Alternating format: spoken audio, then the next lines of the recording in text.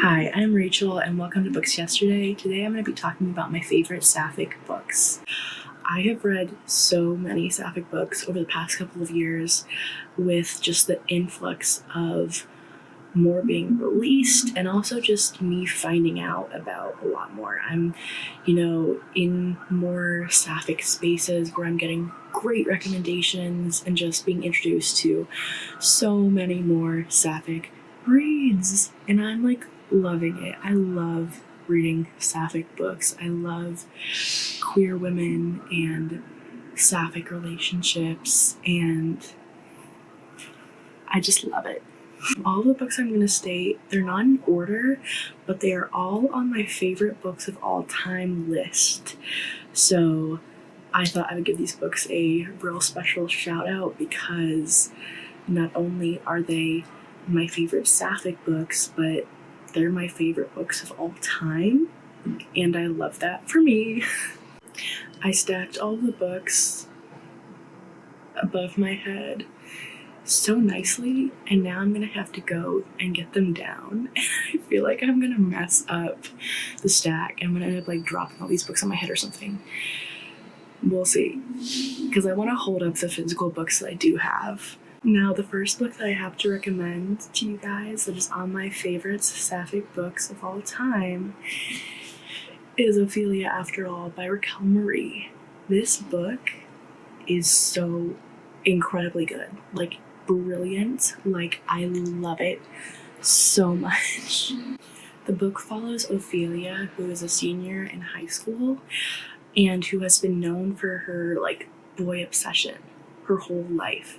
So she's had this stereotype really put on her, and when she finds herself questioning that and attracted to a girl, she has to question her whole identity and everything that's been put on her and how well she fits into others' ideas of who she is and how she can find herself throughout that.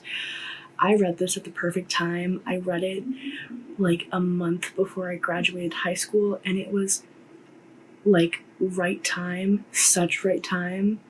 A lot of the book is about Ophelia's relationship with her sexuality, but it's also coming at a time where she's graduating and she's kind of having to figure out these friendships at this time where she's graduating high school and everything is changing. And I related to that so much. I just really related to Ophelia, and I was going through a lot of the same things that she was at the same time that I was reading this. So just perfect time. Also, this is Raquel Marie's debut novel, and I'm so impressed. This is her debut novel, and it was so incredible. And she has another book coming out this year called You Don't Have a Shot, which is also sapphic. And guys, I'm so excited for it. I think it comes out in May. I'm not sure, but I think May, and I need to pre-order it, actually. I'm gonna do that right now, actually. I'm gonna pre-order it. There is a romantic subplot in this novel, but the majority of it focuses on Ophelia's growth into who she really is. So I definitely wouldn't go into this expecting it to be a rom-com type story. It's a lot more about self-identity, but there is a romantic subplot. The next book that I have to talk to you about is Everyone in This Room Will Someday Be Dead by Emily R. Austen. This book so deeply resonated with me. I loved reading this book so much, and it's short, which I always think is a bonus when reading, when an author can impact me so much in a tiny book. The power of words is incredible. This follows Gilda, who is a lesbian in her 20s, as she struggles with her mental health. A lot of her struggles surround anxiety, and her specific problem in this book is that she went to a Catholic church for a support meeting and wound up accidentally becoming the Catholic Church's receptionist because the priest started talking to her and assumed that she was here for this job position. And because of her anxiety, she just went along with it and ended up in that position, even though she's atheist. There's a lot of humor in this book because of the situations that Gilda gets herself into, But I would say the overall tone is more serious and a little bit more sad, just because of how Gilda's mental illness restricts her in a lot of different areas in her everyday life.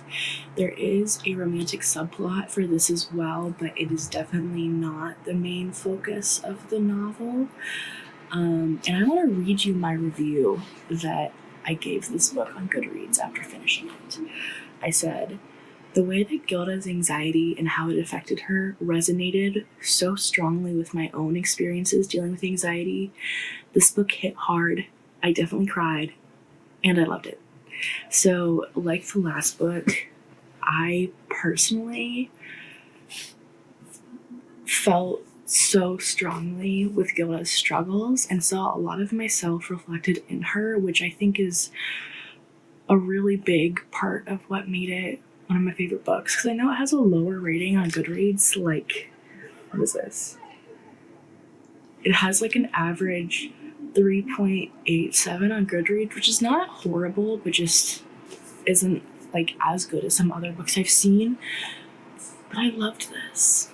I really loved this. As someone who struggles a lot with anxiety, a lot of my real life problems were put on page, and it was great. The next book I have to talk about is Honey Girl by Morgan Rogers. This follows the same theme as the past two books, where it is not a romance but follows a sapphic character with a romantic subplot. This follows Grace Porter, who has just gotten her PhD in astronomy and is now trying to find a job, even though the job market is not accommodating for her, a Black woman in academia and research. She is struggling a lot with her father's expectations of her, and one night on a girls' trip to Vegas, she ends up drunkenly marrying a random woman. I feel like a lot of the pitches I've seen for this book online really focus on that accidentally, drunkenly marrying a random woman part and kind of market this as a romance, but it is not a romance. It fully follows Grace and her own journey with acceptance and figuring out who she is despite her father's and familial expectations. She struggles a lot with friendship and romance, and the friendships in this book made me cry. Like, I just love female friendships when they're done so well in books. This was like incredible, incredible representation of just really wholesome female friendships. This book is so good, and I genuinely don't ever stop thinking about it. Like, every so often it just pops back into my mind, and I'm like, oh my god, I love that book so much. I appreciate it so much. I appreciate what it did so much. This book is also on the shorter side, so if you have been wanting to read this, do it. Just do yourself the favor. Now, this next book is finally going to switch up the genre and tone for this video. It's The Midnight Lie by Marie Rutowski. This is a YA fantasy, and I love this book. It's so good. It's so good, guys. Just trust me. So good. This book is the first in a fantasy series, and it follows Niram, who lives in a place called the Ward, where she has to follow rules or otherwise she'll be punished. Small pleasures, such as wearing color, or eating sweets even, are reserved for those of a higher class who live on the other side of the wall. One day she meets Sid, who is a traveler from a faraway kingdom, who encourages Niram to kind of sample that magic for herself and rebel against the rules in this kingdom. My next book is Crier's War by Nina Varela. And this book, I just adored it. It's an enemies to lovers set in a fantasy world. This book follows Ayla, who is a human servant who has just been promoted to the handmaiden of the princess, Lady Crier, and Crier, who was made to be perfect and to take over her father's rule one day. The higher class in this book are all robots or AI and are all made. So Crier was technically crafted by her father to be a perfect daughter. But when she starts talking to Ayla and finding out about the plight that humans have been going through, she starts to question everything she once knew about her father and about the land that her father rules. This book was so good. I love An Enemies to Lovers, and it was just cute and so sweet, and I loved this book, and I love the sequel too. It's a duology, so that's nice. I always love duologies because they're a little less daunting than series, and both books were really good, and it was a really well-rounded duology. And lastly, we have my favorite book of all time, which is high praise. And I have, like, when anyone asks me what my favorite book is, I say this book. And that is In the Dream House by Carmen Maria Machado. This is a memoir about Carmen Maria Machado's personal experiences with an abusive relationship. This book is incredible. I literally stayed up like the entire night because I had to read this in one sitting, and it's just incredible. I love Carmen Maria Machado's work because she is just so inventive and such an incredible writer. Like, the way that she has with words is so good.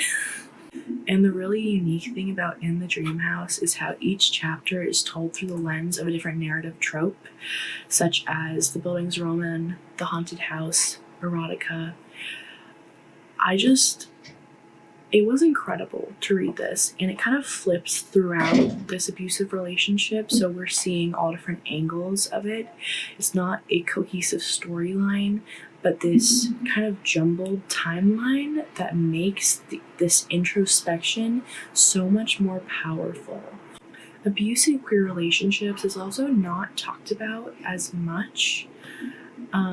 So this was the first book that I've read that had that topic, and again, I just think Machado's writing is brilliant and incredible and so good.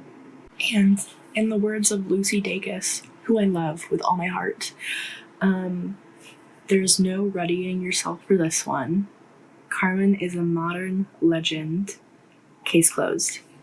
Last, I'm going to do a lightning round of my honorable mentions of books that are really great. I gave 4 and 5 stars to all of these, but they did not quite make my favorite reads of all time category. So first up is Gideon the Ninth by Tasman Moore. This is like such an incredible book, guys. It's like so good. There's not really a romance in here, but it follows Gideon, who is like such an incredible character, like golden retriever energy fully. It's just great. And next up, Delilah Green Doesn't Care by Ashley Herring Blake. This, so cute, so sweet. It gave me the rush of endorphins that I needed, and it was great.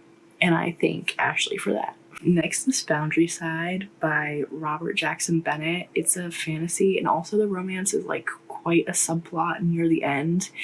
But I just love the magic system in this. Yeah, lightning round, so I'm not going to say more. And then, last of the lightning round is Last Night at the Telegraph Club by Melinda Lowe. It's a historic fiction. Also so cute and so sweet and so heart-wrenching and just really good. I fully endorse all of the books on this list. Thank you for watching. Please like and subscribe if you liked this video, and have a great day.